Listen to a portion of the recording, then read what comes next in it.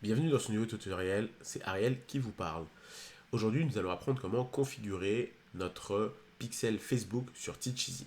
Alors, nous n'allons pas rentrer sur les détails du pixel, donc si vous ne savez pas ce qu'est le Facebook Pixel, pour faire très simple, c'est un code que Facebook vous donne quand vous faites des publicités Facebook pour pouvoir traquer, suivre vos ventes, en fait, tout simplement. C'est-à-dire que pour pouvoir voir si vos publicités sont rentables, Facebook peut vous faciliter la vie en donnant un code que vous allez mettre sur votre site de vente, dans le cas présent c'est Teacheasy, qui va vous aider à traquer tout ça. Donc allons regarder comment créer son Facebook Pixel.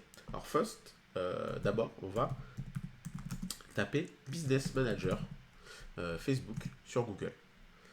Vous allez ensuite arriver sur votre Business Manager. Alors normalement vous devez avoir une page Facebook pour pouvoir utiliser ça. Donc vous allez avoir un Business Manager. Moi j'ai la page Facebook de Teacheasy, j'ai aussi la page Instagram. Si vous n'avez pas de page, vous allez rentrer dans un processus où il va vous demander de créer des pages, créer un compte, etc. Une fois que ça c'est fait, dans le menu ici, n'oubliez pas, vous pouvez avoir plusieurs choses, nous on en a plusieurs par exemple. Donc, dans le menu ici, de la page du compte en question que vous voulez, vous allez ensuite aller dans Autres outils. Donc je vais dans Autres outils, et dans Autres outils ici, vous allez avoir gestionnaire de publicité. Et vous allez aussi avoir, si on cherche un peu, gestionnaire d'événements. Nous, c'est ça qui nous intéresse, ce sont les événements. Donc on clique sur gestionnaire d'événements.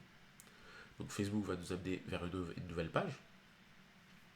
Et donc là, vous voyez que moi j'ai déjà 2 pixels, j'ai déjà plusieurs choses. Vous, normalement ici, vous n'aurez rien. Hop. Donc ce qu'on va faire, on va cliquer sur le petit bouton ici qui s'appelle connecter des sources de données. Encore une fois, nous sommes sur la bonne page. Nous sommes sur le bon compte publicitaire et la bonne page. Donc on va faire connecter des sources de données. Il va nous demander ce qu'on veut connecter. Donc nous, dans notre cas, on va connecter un site web. Donc on va cliquer sur web, faire connecter. Il nous demande si on veut des API de conversion ou si on veut le pixel Facebook. Dans notre cas à nous, nous voulons le pixel Facebook. On clique donc sur pixel Facebook, on fait connecter. Donc là, il va nous dire connecter l'activité du site web à l'aide du pixel. Donc il explique un peu ce que c'est, etc. Vous pouvez lire pour comprendre tout ça. On va faire continuer. Là, il va nous demander de nommer le pixel. Donc on va nommer le pixel. Vous pouvez l'appeler pixel Teacheasy par exemple. Je sais pas, pixel mon ma boutique.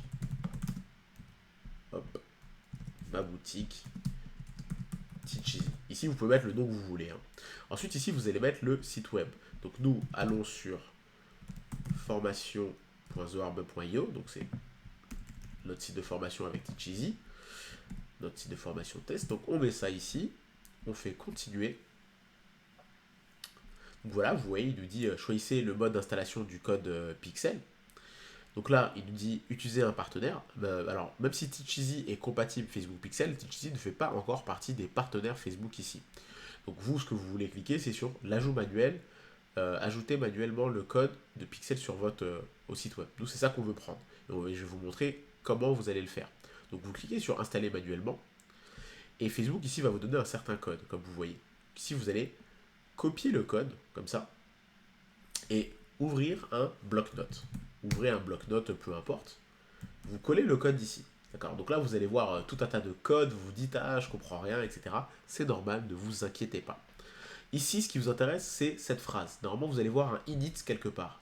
Le mot init, d'accord. À côté de ce mot init, vous allez voir une série de chiffres. Voici le chiffre qui nous intéresse. Vous ne pouvez pas copier tout ce code dans Teacheasy directement, ça ne sert à rien. Nous, on a déjà bâché pas mal le travail pour vous, pour envoyer les bons événements. Parce que ce code-là, par défaut, n'envoie que des événements basiques. Nous, on envoie des événements beaucoup plus complets. Donc vous voyez ce mot init, vous regardez à côté, il y a une série de chiffres. Vous prenez cette série de chiffres dans son entièreté, vous la copiez. Vous allez ensuite dans votre compte Teacheasy. Donc nous, on va aller sur app.teacheasy.fr. Donc moi, je suis connecté. Je peux aller dans outils marketing, code Facebook Pixel ici, et je peux faire mettre à jour. Et c'est fini. C'est tout. Après ça, quand vous avez fait ça, vous retournez sur le Facebook, sur cette page, vous faites continuer. Et il va vous demander si vous voulez la correspondance automatique, utiliser des informations que vos clients ont déjà données de votre entreprise, comme leur adresse email, etc. Ça peut vous aider, Vous pouvez l'activer ou non, c'est à vous de voir. Vous faites continuer. Et là, vous allez pouvoir tester la chose en faisant ouvrir l'outil de configuration des événements. Si on ouvre cet outil, vous allez pouvoir mettre une URL pour pouvoir tester. Donc nous, ce qu'on veut mettre, c'est formation.thewarmup. Voilà. Vous allez pouvoir faire ça, et vous allez pouvoir faire, donc là, j'attends, j'enlève ça. Alors, nous n'avons reçu aucun événement pour le pixel, ma boutique de Cheesy, vérifier le code, etc. Donc ça, oui, forcément. Donc vous ici, quand il vous dit ça, normalement, il suffit d'aller, en rechargeant cette page, les événements Facebook, donc en rechargeant votre site, parce que vous avez installé le code et mis à jour, en rechargeant votre site, à chaque fois maintenant que quelqu'un va sur votre site, ça déclenche les événements Facebook.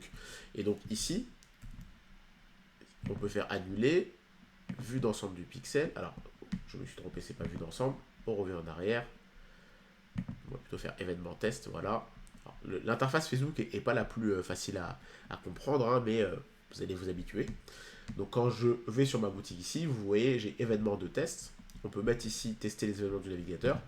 On met son URL et on fait accéder au site web.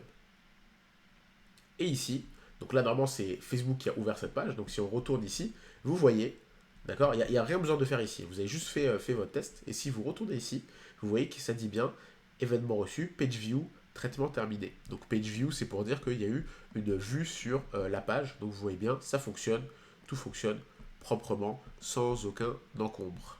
Ce que vous pouvez faire d'autre ensuite, c'est de tester par exemple une inscription. Donc vous pouvez très bien aller sur une formation. Donc nous ici on a des formations justement pour tester. Donc si je clique sur formation Florence et que je fais accéder et que je mets, bon on va mettre une adresse mail un peu test. Point cool point arobase yopmail.fr. Voilà.